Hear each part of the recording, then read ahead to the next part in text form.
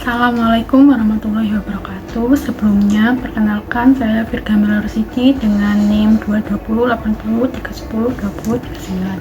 Saya dari Prodi D3 Administrasi Keuangan dan dari kelas Akuntansi Perbankan Syariah. Dalam video kali ini, saya ingin menjelaskan atau memaparkan materi tentang akuntansi transaksi pembiayaan musyarakah. Adapun pembahasan yang akan saya bahas yaitu yang pertama ada definisi dan penggunaan transaksi musyarakah, yang kedua ketentuan syar'i, yang ketiga rukun transaksi musyarakah, yang keempat ada pengawasan syariat transaksi musyarakah, yang kelima alur transaksi musyarakah, yang keenam teknik perhitungan dan penjurnalan transaksi musyarakah, yang ketujuh yaitu penyajian transaksi, dan yang terakhir atau yang kedelapan yaitu pengungkapan transaksi musyarakah. Yaitu ada definisi dan penggunaan transaksi musyarakah. Musyarakah sendiri berasal dari kata syirko. Syirko artinya pencampuran atau interaksi. Secara terminologi, syirko adalah persekutuan usaha untuk mengambil hak atau untuk beroperasi. Dalam IAI PSAKK 106 mendefinisikan musyarakah sebagai akad kerjasama antara dua pihak atau lebih untuk suatu usaha tertentu dengan kondisi masing-masing pihak memberikan kontribusi dana dengan ketentuan bahwa keuntungan dibagi berdasarkan kesepakatan, sedangkan kerugian berdasarkan pada porsi kontribusi dana. Yang kedua yaitu ada ketentuan syar'i transaksi musyarakah. Ketentuan syar'i transaksi musyarakah yang dilakukan oleh Bank Syariah mengacu pada Fatwa DSN nomor 08/DSN MUI nomor 6 tahun 2000. Dalam fatwa tersebut diatur sebagai hal terkait ijab qabul, ketentuan tentang pihak-pihak yang bertransaksi, objek akad musyarakah, dan biaya operasional yang disengketakan. Kemudian transaksi musyarakah secara syar'i sendiri yaitu dibagi menjadi dua, yaitu musyarakah hak milik atau syirkatul amlak dan musyarakah akad atau syirkatul uqud. Musyarakah hak milik adalah persekutuan antara dua orang atau lebih dalam kepemilikan salah satu barang dengan salah satu sebab kepemilikan seperti jual beli, hibah, atau warisan. Sementara musyarakah akad sendiri yaitu akad kerjasama dua orang atau lebih yang bersekutu dalam modal atau keuntungan. Berdasarkan perbedaan peran dan tanggung jawab para mitra yang terlibat, musyarakah akad dapat diklasifikasikan atas. Yang pertama yaitu musyarakah inan. Musyarakah inan adalah kerjasama antara dua orang atau lebih dengan modal yang mereka miliki bersama untuk membuka usaha yang mereka lakukan sendiri, lalu berbagi keuntungan bersama. Kemudian yang kedua yaitu musyarakah abdan atau syirkoh usaha, adalah kerjasama antara dua pihak atau lebih dalam usaha yang dilakukan oleh tubuh atau praktek mereka, seperti kerjasama sesama dokter klinik, sesama tukang jahit, atau sesama akuntan atau konsultan. Kemudian yang ketiga yaitu musyarakah wujuh. Musyarakah wujuh sendiri adalah kerjasama antara dua pihak atau lebih dengan cara membeli barang dengan menggunakan nama baik mereka dan kepercayaan pedagang kepada mereka tanpa keduanya memiliki modal uang sama sekali, menjualnya dengan pembagian keuntungan mereka dan pedagang, lalu setelah dijual bagian keuntungan mereka akan dibagi bersama. Kemudian yang keempat atau yang terakhir yaitu musyarakah mufawadah. Musyarakah mufawadah adalah musyarakah di mana para anggotanya memiliki kesamaan dalam modal, aktivitas, dan utang piutang. Dari mulai berdirinya musyarakah hingga akhir, jika atas persamaan tidak terpenuhi, kategorinya masuk pada musyarakah inan. Berdasarkan perubahan porsi dana para mitra, musyarakah dapat diklasifikasikan menjadi dua, yaitu yang pertama musyarakah permanen dan yang kedua musyarakah menurun atau biasa disebut dengan musyarakah mutanafisah. Yang pertama yaitu musyarakah permanen, yaitu musyarakah dengan ketentuan bagian dana setiap mitra bersifat tetap hingga akhir masa akad. Kemudian yang kedua musyarakah menurun atau mutanafisah, yaitu musyarakah dengan ketentuan bagian dana salah satu mitra akan dialihkan bertahap kepada mitra lainnya sehingga bagian dananya akan menurun dan pada akhir masa akad mitra lain tersebut akan menjadi pemilik penuh usaha itu. Yang berikutnya yaitu yang ketiga ada rukun transaksi musyarakah.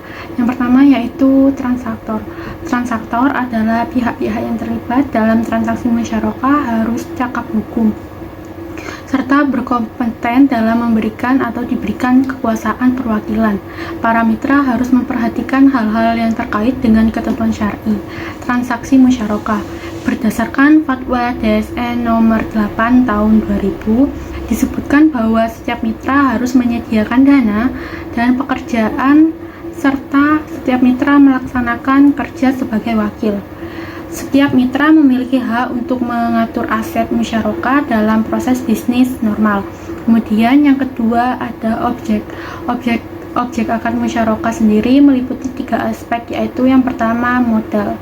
Modal berdasarkan Fatwa DSN nomor 8 tahun 2000 tentang musyarakah disebutkan bahwa modal yang diberikan dapat berupa kas dan atau aset non-kas. Modal kas dapat dalam bentuk uang tunai emas, perak, dan setara kas lainnya yang dapat dicairkan secara cepat menjadi uang.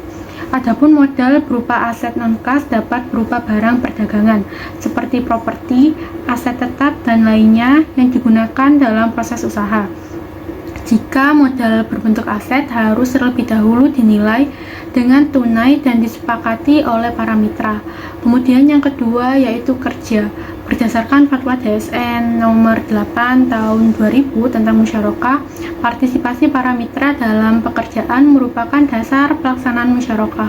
Akan tetapi, kesamaan porsi kerja bukanlah syarat seorang mitra boleh melaksanakan kerja lebih banyak dari yang lain. Dan dalam hal ini ia boleh menuntut bagian keuntungan tambahan bagi dirinya sendiri. Kemudian yang ketiga yaitu ada keuntungan dan kerugian. Dalam hal keuntungan musyarakah, DSN mewajibkan para mitra untuk menghitung secara jelas keuntungannya untuk menghindari perbedaan dan sengketa pada waktu alokasi keuntungan maupun ketika penghentian musyarakah.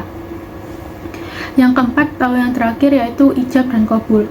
Ijab dan qabul dalam transaksi musyarakah dapat dinyatakan oleh para pihak untuk menunjukkan kehendak mereka dalam mengadakan kontrak atau akad.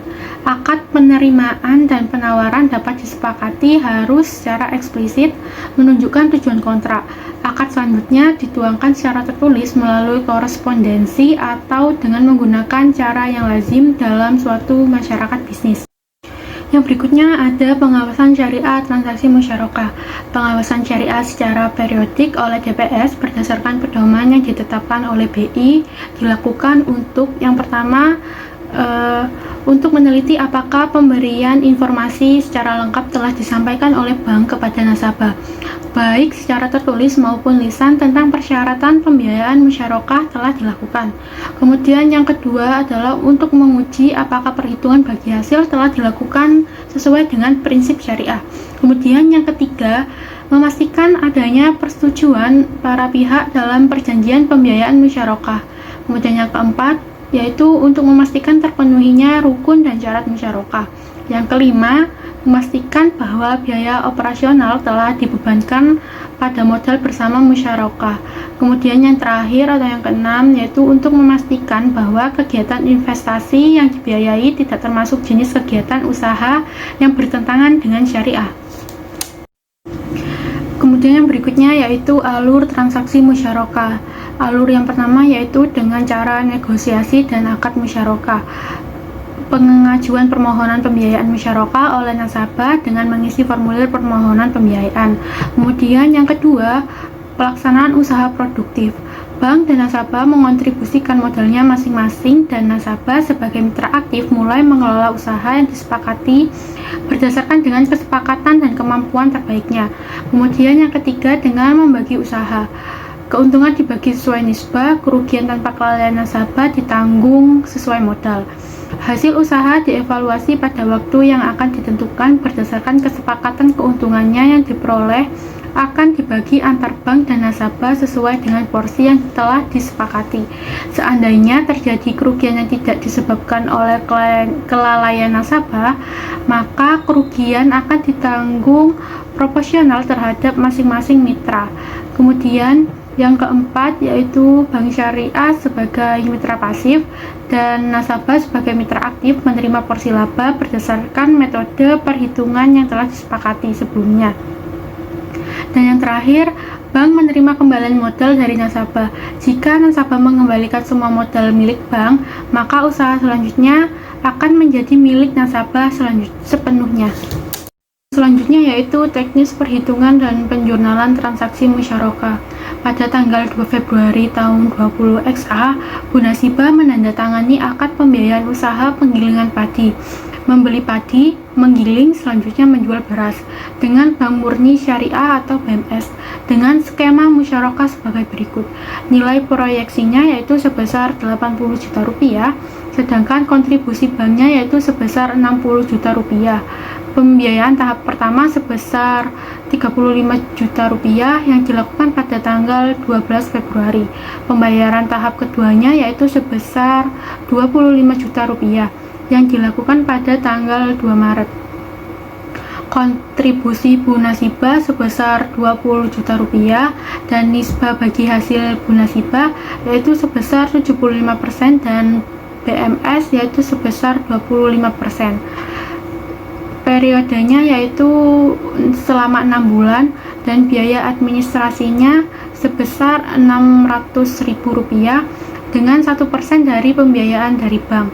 Kemudian objek bagi hasil laba bruto selisih harga jual beras dikurangi harga pembelian padi. Skema pelaporan dan pembayaran porsi banknya yaitu setiap 3 bulan 2 kali masa panen pada tanggal 2 Agustus tahun 20 XA. Dan yang terakhir yaitu skema pelunasan pokoknya musyarakah permanen dilunasi pada saat akad berakhir yaitu pada tanggal 2 Agustus tahun 20 XA. Penyajian transaksi musyarakah yaitu yang pertama, pembiayaan musyarakah disajikan sebesar saldo pembiayaan musyarakah nasabah kepada bank. Kemudian yang kedua, bagi hasil disajikan sebagai bagian dari aset lainnya pada saat nasabah tergolong performing. Apabila nasabah tergolong non-performing, maka piutang bagi hasil disajikan pada rekening administratif. Kemudian yang ketiga, yaitu cadangan kerugian penurunan nilai pembiayaan musyarakah disajikan sebagai pos lawan pembiayaan musyarakah. Kemudian yang selanjutnya yaitu pengungkapan transaksi musyarakah, yaitu yang pertama dengan rincian jumlah pembiayaan musyarakah berdasarkan modal mitra, jenis valuta, jenis penggunaan, sektor ekonomi, status bank dalam pembiayaan musyarakah, mitra pasif dan mitra aktif. Yang kedua yaitu klasifikasi pembiayaan musyarakah menurut jangka waktu akad pembiayaan, kualitas pembiayaan, dan tingkat bagi hasil rata-rata. Kemudian yang ketiga atau yang terakhir, jumlah dan persentase pembiayaan musyarakah yang diberikan kepada pihak-pihak yang berelasi. Sekian pemaparan materi saya tentang akuntansi transaksi pembiayaan musyarakah. Kurang lebihnya mohon maaf. Wassalamualaikum warahmatullahi wabarakatuh.